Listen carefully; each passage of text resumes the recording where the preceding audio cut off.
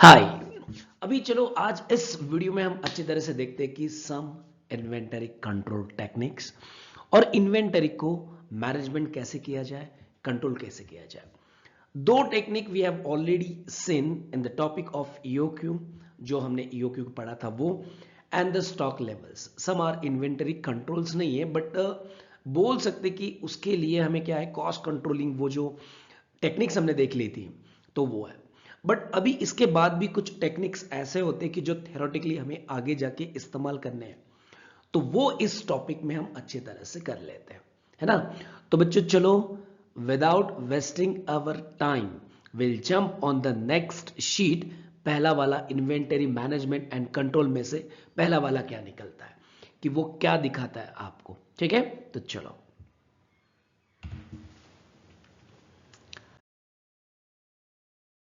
अभी यहां पे देखिए, जस्ट इन टाइम उनको मिलने नहीं जाना है। नहीं तो आप उनको देख रहे हो ऊपर, हाँ देख रहे हो कि हाँ sir just in time, sir with in time, हमको ऐसा नहीं करना है। वो आपको क्या बता रही है, it's inventory management just in time. बहुत बार आपने ये नाम भी सुना होगा, एड में भी सुना होगा, क्योंकि वो जस्ट इन टाइम वाला वॉच का एड आता है ना, वो आपने कहीं पे तो होर्डिंग भी देखा होगा। But not like that, concept वहीं से आया होगा, but not like that. So the just in time का मतलब होता है कि जो भी करना है टाइम पे ही करना है। मतलब ऐसा नहीं कि टाइम पे ही करना है, मतलब जब उसका टाइम आएगा तभी हमें वो करना है करेक्टली, ना उसके पहले करना है ना उसके बाद में करना है।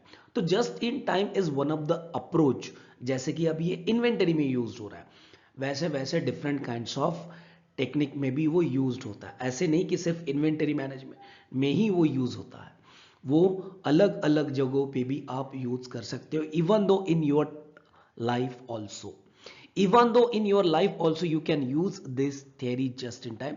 बहुत बड़ी थियरी है, आप अच्छी तरह से पढ़ोगे तो बहुत बड़ी, मतलब प्रिंसिपल साहब बहुत, मतलब इतने से ही है, बट एप्लीकेशन करोगे तो बहुत अच्छा सा एप्लीकेशन होता है। बट हमें वहां पे डिस्कशन करना नहीं है, हमें पढ़ाई का डिस्कशन करना है। तो इन्वेंटरी मैनेजमेंट में जस्ट इन टाइम अप्रोच को कैसे लाया जाता, तो यहां पे क्या लिखा है देखिए, the just in time inventory system is a management strategy. That will be the management strategy. एक स्ट्रैटेजी है कि किसी को किसी चीज को कैसे हैंडल करना है, ये जो बताता है उसको हम स्ट्रैटेजी कहते हैं, है ना। तो सपोज मान लीजिए कि आपको सीए की पढ़ाई करनी है, बीकॉम की पढ़ाई करनी है, और भी कुछ पढ़ाई करनी है, आपको कहीं पे तो स्पीच देना है। तो स्ट्रैटेजी क्या होनी चाहिए, हर वक्त जब स्पीच दोगे तो कौन सा आगे वर्ड आना चाहिए, कौन से सब्जेक्ट होनी चाहिए, कैसे लिंक होना चाहिए, वैसे ही this is the strategy. Is a decision making tool भी, आप इन शॉर्ट, नहीं इतना डिसीजन मेकिंग नहीं बोल सकते, बट इन शॉर्ट में थोड़ा बहुत बोल सकते हो। That line up the raw material orders, line up मतलब एक सीक्वेंस में बिठाना है। Raw material orders, raw material का ऑर्डर लाइन अप करना है from the supplier directly with the production schedule. मतलब वो जो रॉ मटेरियल जहां से भी हम डिमांड करेंगे, सप्लायर से कहेंगे कि भाई रॉ मटेरियल भेज दे, बट कब, क्वेश्चन मार्क, कब, द मोस्ट इंपॉर्टेंट वर्ड, कब, जब मेरा प्रोडक्शन शेड्यूल के साथ आपका लाइनअप होगा तभी। मतलब मेरा प्रोडक्शन शेड्यूल कह रहा है कि 2 दिन बाद मुझे मैन्युफैक्चर करना है, मेरा प्रोडक्शन कहता है कि मेरा प्रोडक्शन शेड्यूल ये कहता है कि ये चीज मुझे 2 दिन बाद मैन्युफैक्चर करनी है, तो उसको लगने वाला मटेरियल 2 दिन के बाद, 2 दिन के बाद जब मैं मैन्युफैक्चर करूंगा तो मेरे फैक्ट्री में होना चाहिए। 2 दिन के बाद जब मैं मैन्युफैक्चर करने की प्रोसीजर स्टार्ट करूंगा तभी मेरे पास होना चाहिए। आप कहोगे कि ऐसा कैसा पॉसिबल है, प्रोडक्शन शेड्यूल ऑलरेडी सप्लायर को दिया जाएगा, मतलब ये सारी चीजें सप्लायर को दी जाएगी, और आपको आपका गुड्स, आपका मटेरियल जब आप मैन्युफैक्चरिंग करोगे तभी आपके पास आएगा। तब तक आपके पास कुछ नहीं रहेगा, तब तक आपके पास ओनली एंड ओनली शेड्यूल रहेगा, और उसके पास भी रहेगा। वो शेड्यूल देखेगा कि कल आपको ये रॉ मटेरियल लगने वाला है तो आज भेज दो, मतलब कल तक पहुंच जाएगा। नेक्स्ट डे आपको अलग सा रॉ मटेरियल लगने वाला है तो वो अलग सा रॉ मटेरियल भी भेज दो, मतलब जब भी आपको प्रोडक्शन की जरूरत हो तभी वो आप गुड्स डिमांड करोगे। अभी यहां पे देखिए ना, Amazon, फ्लिपकार्ट, ये नेटवर्किंग साइट जो होते हैं, Amazon खुद तो कोई बेचता नहीं, खुद तो कोई मैन्युफैक्चर करता नहीं है, बट स्टिल आपने क्लिक किया, ऑर्डर कैसे जाता है Amazon, मतलब जो नेटवर्किंग थ्रू जाता है, वो जस्ट इन टाइम का एक लिटिल बिट थोड़ा लिंक कर सकते हैं हम उसको, कि नेटवर्किंग थ्रू क्या हो जाता है, बिलिंग डिपार्टमेंट को भी वो ऑर्डर जाता है, फिर जहां से सप्लायर है उसको भी जाता है, फिर डिलीवरी डिपार्टमेंट को भी जाता है, एवरीवेयर वो क्या हो जाता है, आपने जब ऑर्डर प्लेस किया तो वो ऐसा नेटवर्किंग में घूमता जाता है। तो क्या हो जाता है, जस्ट इन टाइम सारे को इंफॉर्मेशन मिल जाती है विदाउट वेस्टिंग अवर टाइम। सबको इंफॉर्मेशन मिल गई है, चलो अपने काम पे लग जाओ, जो टाइम बोला है उस टाइम में वो चीज जानी चाहिए। It's called as what, just in time. जस्ट इसलिए लगाया गया, ठीक है ना। आगे क्या लिखा है, it means we purchase the raw material when it is required for the production. Correct, जब मेरे प्रोडक्शन शेड्यूल के साथ आप लाइनअप किया हो तो इसका मतलब क्या होगा, जब मुझे प्रोडक्शन की जरूरत है, जब मुझे प्रोडक्शन करना है, तभी मेरा रॉ मटेरियल मेरे पास आना चाहिए। तो इससे बेनिफिट क्या होगा, अरे बेनिफिट क्यों नहीं होगा, मेरी जगह बच जाएगी, मेरा स्टोर का चार्जेस बच जाएगा। हाँ, प्रोडक्शन में थोड़ा बहुत इंटरप्शन हो सकता है। अभी इंटरप्शन कैसे हो सकता है, तो मे बी आपका कुछ एनवायरनमेंट के इशू से हो सकता है, अभी ये एबनॉर्मल रीजन है, कुछ राइट्स हो गई है, कुछ मान लीजिए कि गाड़ी का टायर पंक्चर हो गया, कुछ हो गया, तो उसके वजह से कुछ इधर उधर हो सकता है, but still they are following this method. मतलब स्टॉक का कोई गुंजाइश ही नहीं है यहाँ पे, स्टॉक करना ही नहीं है मुझे, जब मैं मैन्युफैक्चर करूंगा तब मेरे पास वो गुड्स आएगा जरूर। इट इज कॉल्ड एज वो demand pull system production. Demand pull मतलब जब मुझे इंफॉर्मेशन है, जब मुझे रॉ मटेरियल चाहिए तभी मैं डिमांड करूंगा, जब मुझे रॉ मटेरियल चाहिए, पुल मतलब जब मुझे चाहिए तब मैं पुल करूंगा, जब मुझे नहीं चाहिए मैं वैसे के वैसे ही रखूंगा। So this is not a push, this is the pull. Pull मतलब जब मुझे चाहिए वहां से जो पुश होगा वो नहीं, वो कहेगा कि मैं आज भी बेचता हूं, कल भी बेचता हूं, आई डोंट वांट दैट। जब I want it then send it, otherwise it won't. I want it, then send it, otherwise it won't. So that is what demand pull system. So demand system production, demand pull system. So whatever the information चाहिए वही आपको मिलेगी जब आप दोगे तब। Correct, internet जैसा नहीं है, जैसे कि आपने देखा होगा कि कोई आजकल मोबाइल में पीडीएफ डॉक्यूमेंट भी ओपन होता है तो कुछ एडवर्टाइजमेंट आ जाती है, ट्रू कॉलर ओपन होता है तो कुछ एडवर्टाइजमेंट आ जाती है, these are what, push up, add करते हैं आप, यूज करते हो इसलिए वो हम ऐड भेज देते हैं। बट वही आपने प्रीमियम वर्जन लिया, वही आपने पेड वर्जन लिया, तो जो आपको चाहिए वही आपको मिलेगा, बाकी का कुछ नहीं मिलेगा। ठीक है, तो ये हो गया था। आगे, so it saves the inventory cost. सही है ना, वो कॉस्ट, इन्वेंटरी कॉस्ट क्या करेगा, सेव करेगा, क्योंकि हमें इन्वेंटरी मेंटेन ही नहीं करना, स्टॉक मेंटेन ही नहीं करना, तो क्या करोगे, तो मेरा तो सारा का सारा सेव हो जाएगा। यस, तो एक चार्ट फॉर्म में देखते कि ये कैसे होता है। सी, अभी ये चार्ट फॉर्म में आपको 3 पिक्चर मिल रही है ना, ठीक है। वो ये ऊपर वाले जैसे देखो, वो ये ऊपर वाली लड़की क्या कहती है कि मुझे order from the customer, she is a customer, and जो बीच वाला इमेजेस है उसने वो नोट डाउन कर लिया। तो अभी क्या हो गया कि मेरे पास ऑर्डर आ गया, मतलब पहले ऑर्डर आना चाहिए, सिंपल बात। जब तक मेरा ऑर्डर नहीं आएगा तब तक मेरा प्रोडक्शन शेड्यूल नहीं डिसाइड हो पाएगा। तो मेरे पास ऑर्डर आ गया, now I am scheduling my production department and that order, raw material के ऑर्डर में क्या कर दूंगा, ऑर्डर टू सप्लायर, सप्लायर को मैं ऑर्डर कर दूंगा, देन सप्लायर मुझे गुड्स भेजेगा, then I will manufacture it and then supply to the my customer. So this is the, बहुत बड़ा डायग्राम नहीं, एक शॉर्ट डायग्राम में लिखा हुआ है। कस्टमर से यहां से आएगा, यहां से वहां जाएगा, वहां से रिटर्न मैन्युफैक्चर के पास आएगा, मैन्युफैक्चर के पास से कस्टमर जाएगा, सिंपल से। This is the way of what, just in time. अभी यहां पे देखिए, जस्ट इन टाइम का जैसे अप्रोच खत्म हो गया, वैसे ही आगे और एक अप्रोच है देखने वाले, not exactly just in time but थोड़ा सा अलग है। तो चलो जंप करते हैं हम नेक्स्ट शीट पे।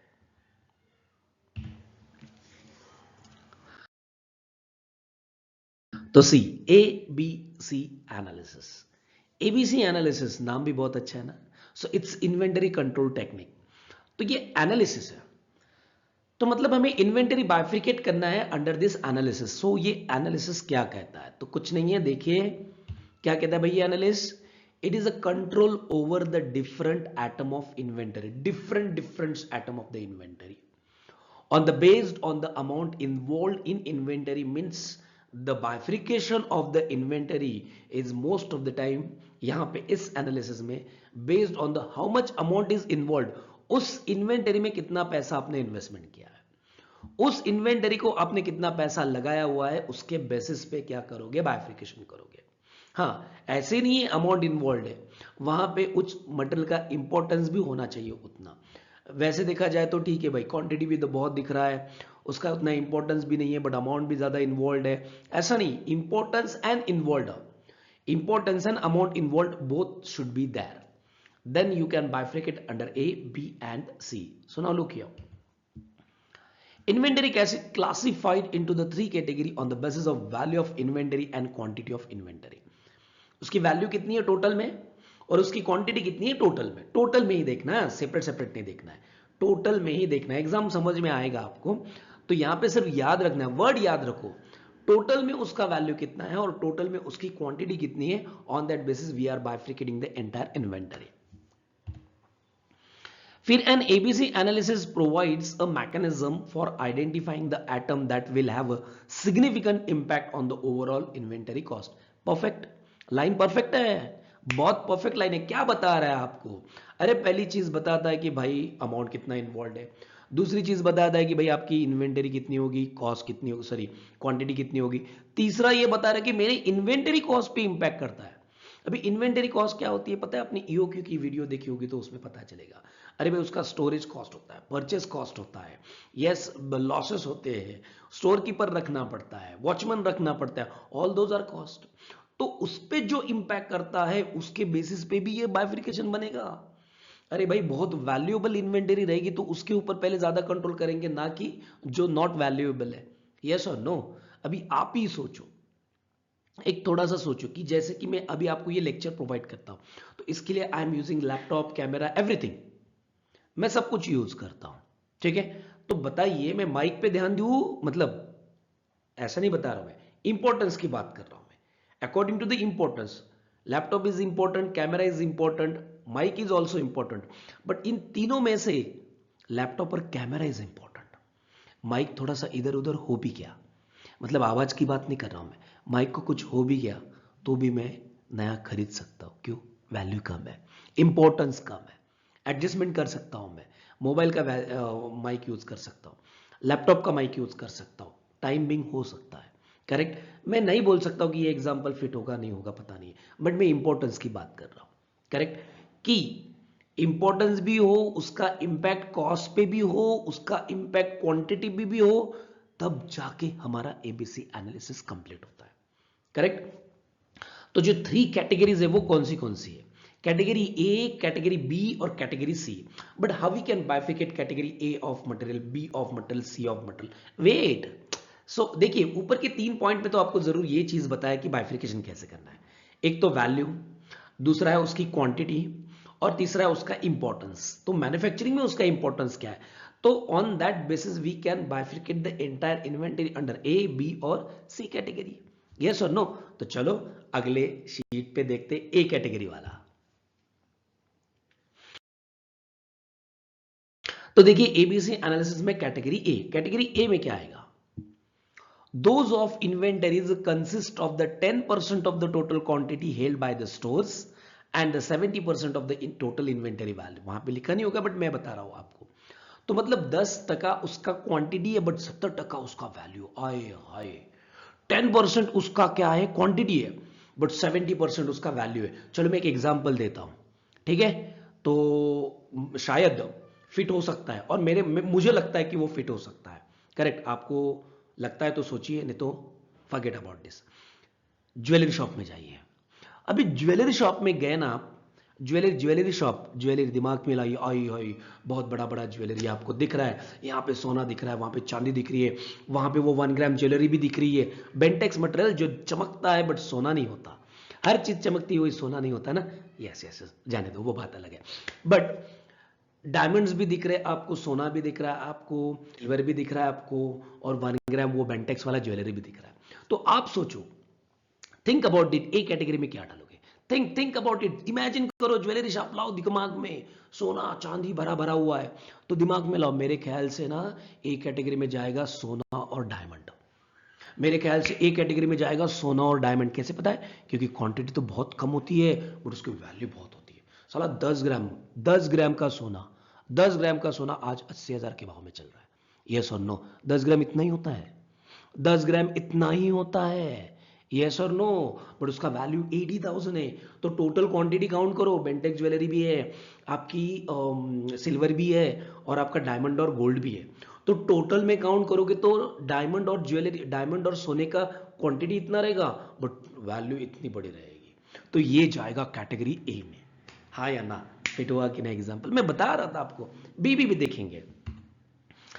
This required the effective control and regular system. Yes, इसके ऊपर इफेक्टिव कंट्रोल लगेगा ही भाई, लगना ही चाहिए, नहीं तो क्या होगा, कल कोई भी लेके जाएगा वो साला बेचारा, वो क्या ज्वेलरी शॉप वाला दूसरे दिन आपको कटोरा लेके बैठे दिन मिलेगा। तो इसके ऊपर इफेक्टिव कंट्रोल चाहिए, इन्वेंटरी सिस्टम होना चाहिए, कैमरे का सिस्टम होना चाहिए, हर चीज जो निकालते हो वो बाहर पहले से वो अंदर गई या नहीं गई। आज का जो बाहर, सॉरी मतलब मैं ज्वेलरी शॉप का मैं कर चुका, इसलिए मैं बता रहा हूं आपको, क्योंकि वो मतलब जितना आप ऑर्नामेंट्स बाहर आते हो उतने ही जाते हैं, जब जाते नहीं है तो जो सेल हुआ है उसका सारा रिकॉन्सिलेशन आपको करना पड़ता है, तब जाके ये इफेक्टिव कंट्रोल फिट होता है। यस और नो? आगे, such system of ensure neither over stocking and the nor shortage of material. अभी आप कहोगे कि सर ये तो क्या बन गई, करेक्ट।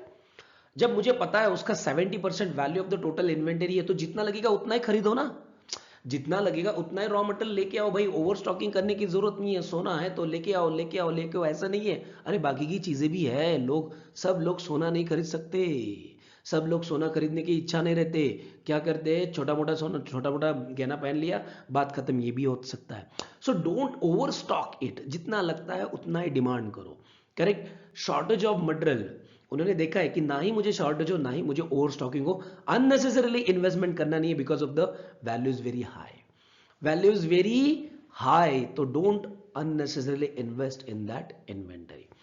तो पहला हो गया था, यहां पे हम डाल देंगे डायमंड और सोना, यहां पे हम डाल देंगे डायमंड और सोना। आगे चलते हैं। अभी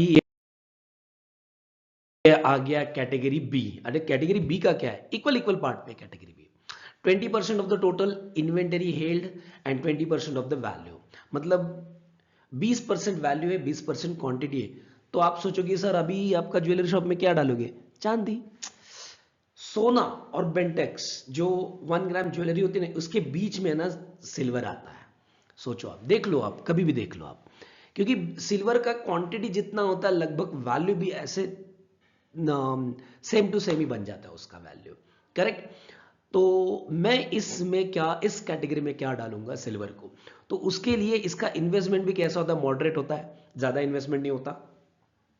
require the control by using the regular system भी हो सकती है, बट रेगुलर सिस्टम कौन सी, नॉर्मल वाली रेगुलर सिस्टम, क्योंकि वैल्यू उतना नहीं है ना, तो नॉर्मल वाली रेगुलर सिस्टम लगा सकते हो। हार्ड एंड फास्ट वाली एक को लगाएंगे, बट इसको नॉर्मल वाली रेगुलर सिस्टम लगाएंगे।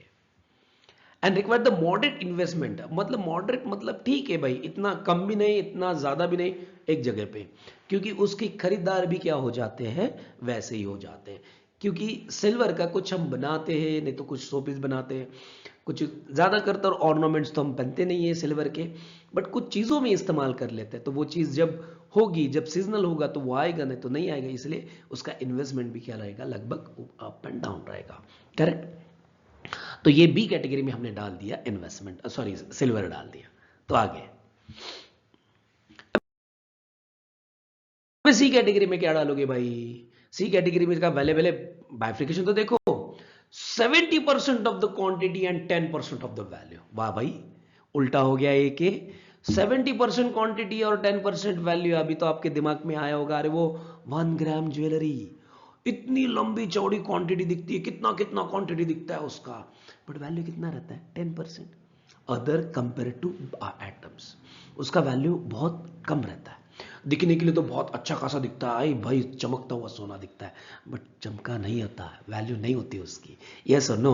और उसके ऊपर कंट्रोल रखो या ना रखो कोई फर्क नहीं पड़ता, एक एक दो उधर उधर हो गया तो भी करें, मतलब control required but not very hard. एक ओके फाइन, ठीक है, गया गया जाने दो उसका, ठीक है गया तो गया, बट कंट्रोल थोड़ा बहुत होना चाहिए, इतना भी हार्ड रूल नहीं होना चाहिए। तो मैंने आपको ज्वेलरी शॉप में लेके गया था, तो वहां पे सोना आ गया ए कैटेगरी में, चांदी आ गई बी कैटेगरी में, सी कैटेगरी में क्या आ गया, 1 ग्राम ज्वेलरी आ गई, या तो वो बेंटेक्स मेटल जो होता है ना उसमें आ गया। तो ऐसा है एबीसी एनालिसिस, है ना।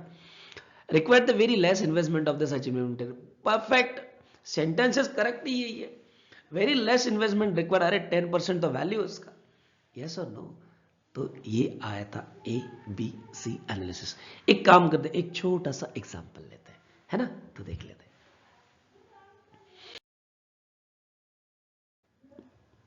तो यहां पे हम देखते हैं मस्त एग्जांपल। तो देखिए एक कंपनी है Action Limited, the following information compiled and classify the items inventory as per the ABC analysis with reasons. तो देखिए एक टेबल आपके सामने आ रहा है। टेबल में पहला कॉलम दिखा रहा है total inventory as well as the every part of the inventory, जो तीन टाइप की है। 4000 में से 3600, 360 और 40, 3600, 360 एंड 40, सो द बाइफ्रिकेशन। वही सेकेंड कॉलम जो आपको दिया है that will be the what percentage column. So the total quantity में पहला जो है मटेरियल वो 90% है, दूसरा जो है वो 9% है, तीसरा जो 1% है।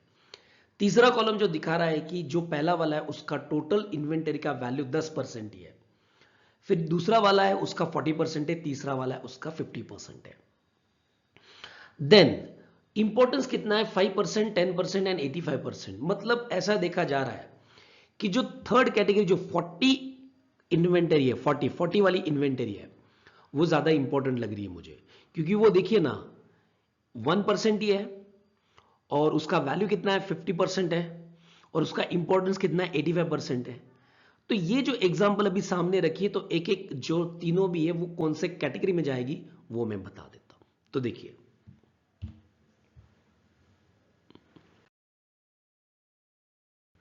ओके, हाय, है ना। अरे आपको कौन हाय बोल रहा है? वो बंदी खड़ी है उनको हाय बोल रहा हूं मैं, यस और नो। तो देखो ठीक है, आप भी बोलो उसको हाय। तो कैटेगरी ए, कैटेगरी बी और कैटेगरी सी, करेक्ट। तो वो बोल रही है कि कैटेगरी ए कौन सी होगी, कैटेगरी बी कौन सी होगी और कैटेगरी सी कौन सी होगी। तो देखिए यहां पे क्या लिखा है, जो 40 नंबर है वो 40 number inventory item should be classified under this, कौन से। First, constitute the overall constitution उसका कितना है 1% of the total inventory. Total में वो 1% दिखती है बट आए हाय उसके वैल्यू कितनी है 50%। दिखने के लिए इतना ही है बट वैल्यू इतना बड़ा आ रहा है, तो वो हो गया 50%। तो ये आएगा कैटेगरी ए में। तो उसके लिए कंट्रोल कैसा लाएगा, बहुत लगेगा। और उसका कॉन्स्टिट्यूशन 85% है, मतलब तुम क्वांटिटी देखोगे तो 1% दिख रहा है बट इंपॉर्टेंस कितना है फाइनल प्रोडक्ट में 85%, मतलब इसके बिना बनेगा ही नहीं। और उसका वैल्यू कितना है, ओवरऑल वैल्यू के 50% वैल्यू है इन्वेंटरी के। तो इसको कैटेगरी ए में डालेंगे, इसको कंट्रोल स्ट्रिक्टली लगाएंगे। 360 नंबर जो यूनिट्स है उसका देखिए टोटल में क्वांटिटी कितना है 9% है, वैल्यू कितना है 40% है और इंपॉर्टेंस कितना है 10% है।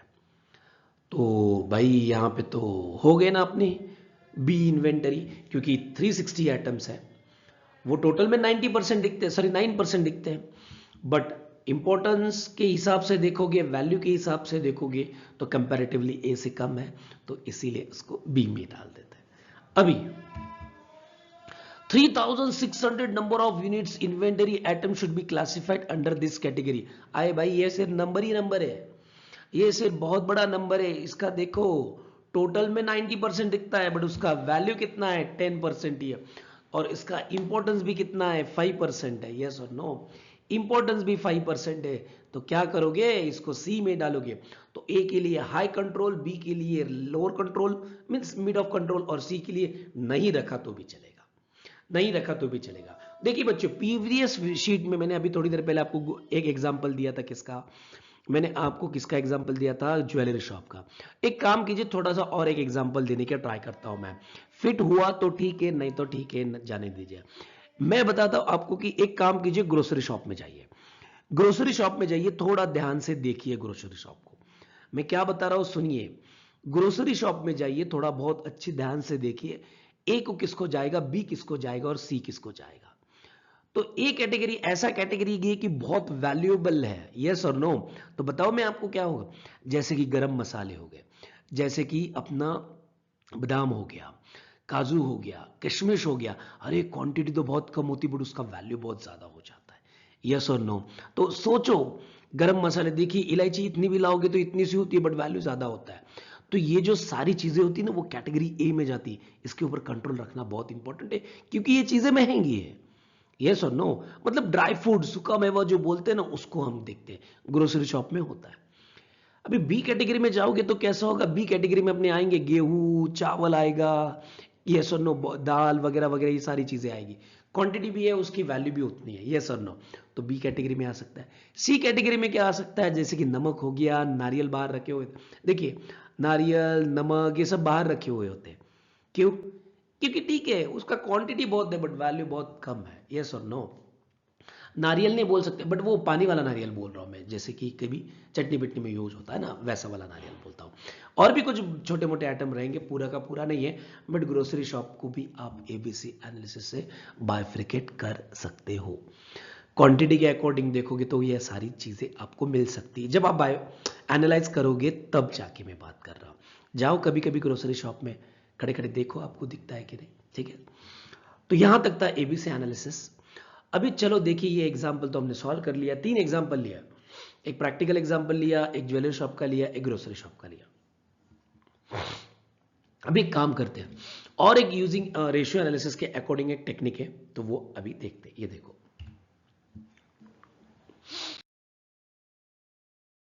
तो यहां पे देखिए, using the ratio analysis inventory turnover ratio, why why inventory turnover ratio, inventory turnover, turnover का मतलब क्या होगा, आपको दिमाग में तो हमेशा रहता है सेल सर, नहीं बच्चों, यहां पे सेल नहीं होता। टर्नओवर का मतलब इनकमिंग एंड आउटगोइंग, कितना मटेरियल आया, कितना मटेरियल गया, कितना मटेरियल परचेस किया, कितना मटेरियल मैन्युफैक्चर के लिए यूज हुआ और सेल हुआ।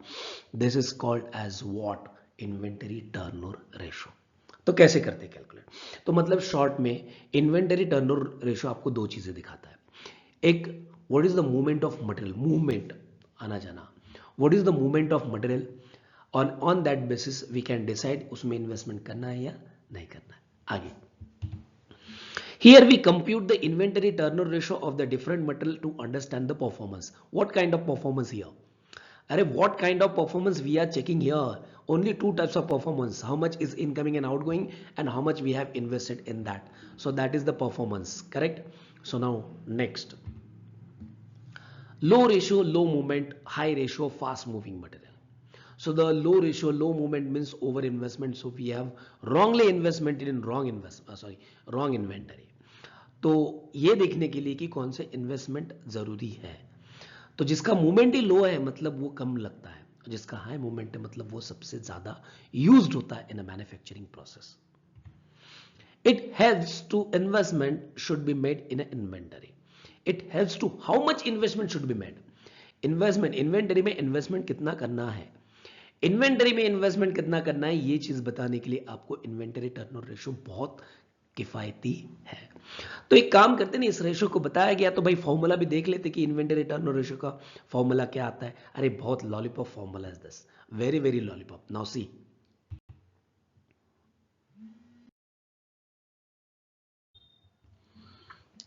तो देखिए लास्ट शीट में हमने क्या किया था, उसकी थ्योरी की थी। अभी एक काम कर लेते कि फॉर्मूला भी देख लेते हैं। तो फॉर्मूला क्या बनता है कि इन्वेंटरी टर्नओवर रेशियो का फॉर्मूला कैसे बनेगा, तो टर्नओवर निकालना है ना, तो कुछ नहीं है, वेरी लॉलीपॉप फॉर्मूला जैसे मैंने बताया आपको। So the cost of material consumed during the year, cost of raw material consumed during the period, and cost of average stock held during the period. कितना सो इससे इजी प्रॉब्लम, बहुत easy है रे, material consume divided by average stock. But अभी पता होना चाहिए कि what you mean by consumption. Consumption हमने कॉस्ट शीट में ही आपको पता होगा, तो कॉस्ट शीट में ही हमने देख लिया था, opening stock plus purchases minus closing stock, वही है। देखिए list, cost of material consumed during the period, it's called as what, opening stock of raw material plus purchase of raw material minus closing stock of raw material, it's a consumption, means आपने material को consume किया है during the year. Average stock का formula भी बहुत easy है, opening stock plus closing stock divided by 2, means half of the opening stock plus closing stock, it is called as what, average stock। और ऐसे भी लगा सकते हो, opening stock plus closing stock upon 2 you will get the average stock। तो ये हो गया था इन्वेंटरी टर्नओवर रेशियो का फॉर्मूला। बट इन्वेंटरी कितने दिन तक हम होल्ड करते हैं, कितने महीने होल्ड करते हैं, कितने वीक्स हम होल्ड कर सकते हैं। मतलब इन्वेंटरी मेरे पास कितने दिन तक रहती है, 4 दिन रहती है या 4 दिन के बाद हमेशा बदलता रहता है, क्योंकि मूवमेंट देखना है ना। तो मूवमेंट एग्जैक्टली कितने दिन बाद होता है। देखिए ये आपको पहले क्या बता रहा था कि मूवमेंट ऑफ मटेरियल, तो बात सही है ना। मुझे देखना है कि ये मूवमेंट कितनी बात होती है, कितने दिन के बाद होती है, कितने वीक के बाद होती है, कितने मंथ के बाद होती है, ये भी तो मुझे देखना इंपॉर्टेंट है। तो इसको कहते हैं inventory holding period. Average inventory holding period का फॉर्मूला आता है 365 डेज। या तो आपको मंथ में निकालना है तो 12 मंथ्स, या तो आपको वीक में निकालना है तो 52 वीक्स कर सकते हो। वहां पे लिखा नहीं है but you can write down there 52 weeks. So 365 या तो 12 मंथ्स या तो 52 डेज होगा तो डेज में आएगा, मंथ होगा तो मंथ में आएगा, वीक होगा तो वीक में आएगा, बट डिवाइडेड बाय क्या करोगे, इन्वेंटरी टर्नओवर रेशो। तो मतलब ये इन्वेंटरी होल्डिंग पीरियड निकालना है तो टर्नओवर रेशो निकालना पड़ेगा। तो डिवाइडेड बाय टर्नओवर रेशो करोगे तो you will get the answer, maybe in months, maybe in days, maybe in week. तो कितने दिन तक आप, कितने दिन तक, कितने मंथ तक, कितने वीक तक आप अपनी इन्वेंटरी को होल्ड करते हो, ये दिखता है। तो ये तो पहले से ही डिसाइडेड है कि जिसका हाई रेशो रहेगा उसका इन्वेंटरी पीरियड भी कैसे रहेगा, कम रहेगा। कम रहेगा, हाई फ्रीक्वेंसी मतलब उसका कम होता है, क्योंकि वो ज्यादातर कंटिन्यूसली यूज होता है तो उसको लाना ही पड़ता है। लाने के बाद खत्म होगा, लाने के बाद खत्म होगा, वैसे होता है वो। ठीक है, तो चलो आगे आई। बहुत बहुत धन्यवाद हमारी ये सारी वीडियो यहां तक सुनने के लिए। ये सुन लो, थैंक्स अलॉट। और पहली चीज हमें क्या करना है, लाइक करना मत भूलना, और इसको शेयर भी करना मत भूलना। और पहली चीज ये तो होनी चाहिए, सब्सक्राइब करना मत भूलना। ये सारी चीज करना मत भूलना। अगले वीडियो लेके आते हैं हम some treatment of your material. Scrap का क्या होता है, वेस्ट क्या होता है, डिफेक्टिव्स क्या होती है, उसकी ट्रीटमेंट्स क्या होती है, will see in next video. और उसके बाद वाले वीडियो में will see the again LIFO क्या होता है, फिफो क्या होता है, सारी चीज। या तो ये पहले देखेंगे या तो वो बाद में, वॉट जैसे भी रहेगा, बट अगली वाली वीडियो में दो में से तो एक आपको कुछ मिलने वाला जरूर है। तो तब तक के लिए बच्चों, thank you and thanks a lot. Will see in the next video.